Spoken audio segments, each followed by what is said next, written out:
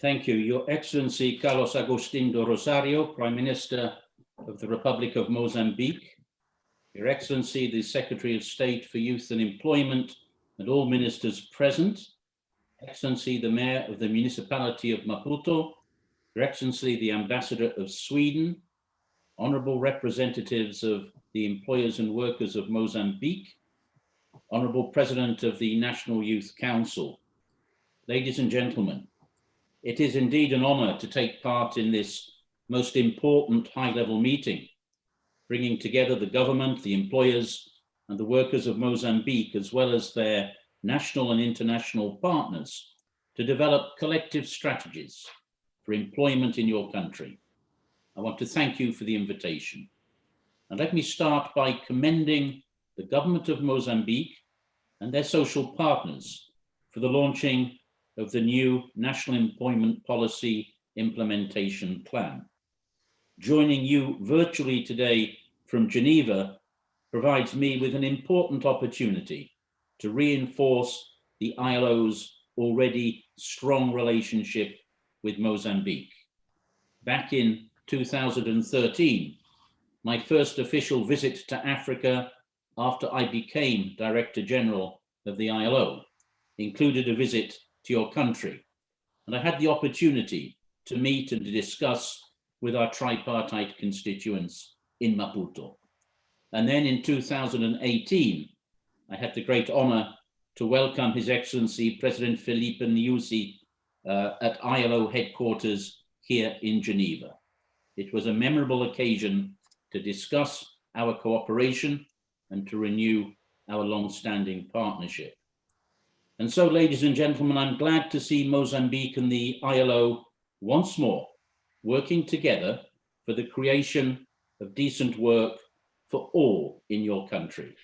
And I'd like as well to thank the government of Sweden for its support to the ILO's work in your country. Sweden's valuable support is helping us to accompany your government's efforts to realize decent work and better living standards for women and men in Mozambique. Dear friends, in 2021, the world is experiencing an unprecedented crisis in jobs and incomes. The COVID-19 pandemic has had devastating effects on societies and on economies across the globe. And we know that more than 3 million people have already lost their lives. But this health crisis has also become a social and economic crisis, and even a humanitarian one as well. And as we look forward, as we are doing today, our sights need to be set not on going back to where we started from before the pandemic, but on moving forward in a new and a better direction, one with greater social justice and, of course, with decent work for all. At the ILO, we have calculated that the number of hours that were worked in the course of 2020 fell by 8.8% globally. And that is the equivalent of the destruction of 255 million full-time jobs around the world. And regrettably, it is the most vulnerable, those already most disadvantaged on labor markets, who have been hit the hardest. The low paid have suffered the biggest losses. Those in precarious and informal forms of work without formal contracts have lost their work at a greater rate. Women have suffered disproportionately, and above all, ladies and gentlemen, young people have been hit to such an extent that truly we run the risk of seeing a generation lost due to the pandemic.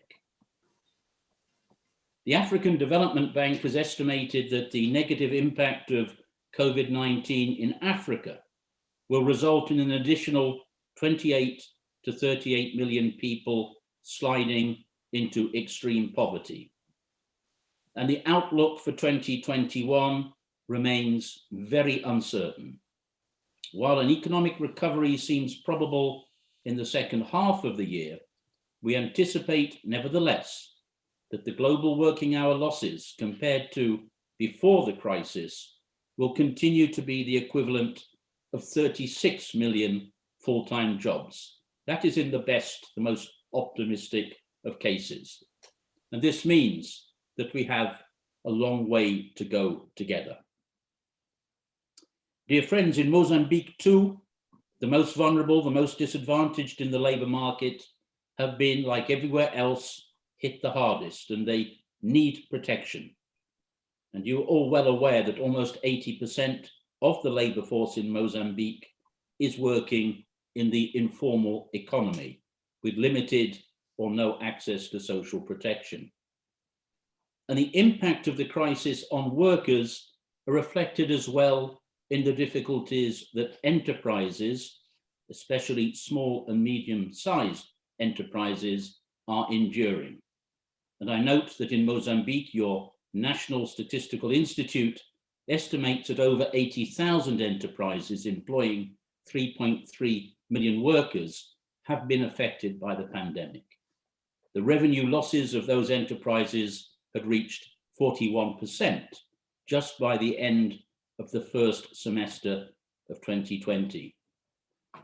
So, Excellencies, listening to the excellent interventions this morning, I'm greatly encouraged that today, tripartite constituents in Mozambique are coming together to combine their efforts to explore and to agree on the most effective approaches to take in responding to this pandemic. Indeed, to tackle the crisis, we all need to work together. We need our economies to be more equitable, more sustainable, and more resilient. This was central to our agenda before the crisis. It is now even more important.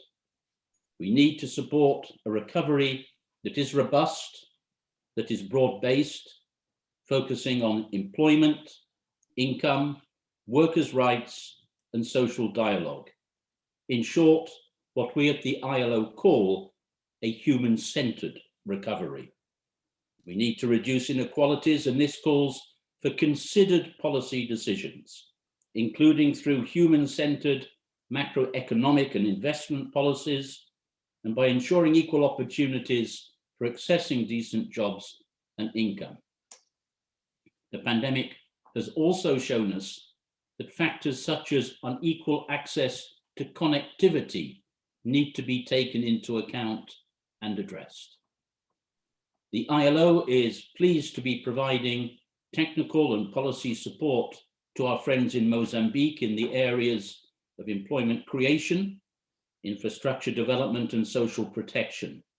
Recently, we have been able to contribute to the reconstruction of technical and vocational training centres, which have benefited many students employed in rehabilitation work and enabled many more to resume their education. Honourable Prime Minister, dear friends, as with many countries in Africa, Mozambique does not have an easy starting point, with climate change adding to other challenges. We all remember, of course, the recent cyclones that affected your central and northern regions.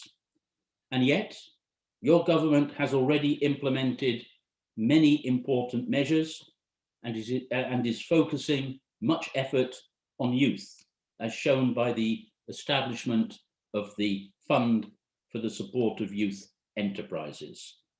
And today's event seems to me to be the beginning of a new economic recovery plan that aims to build the foundation for a better future beyond the pressing issues of the crisis. And let me finish by assuring everybody present that you may count on the ILO's continuing partnership and support for your efforts. I thank you for your attention.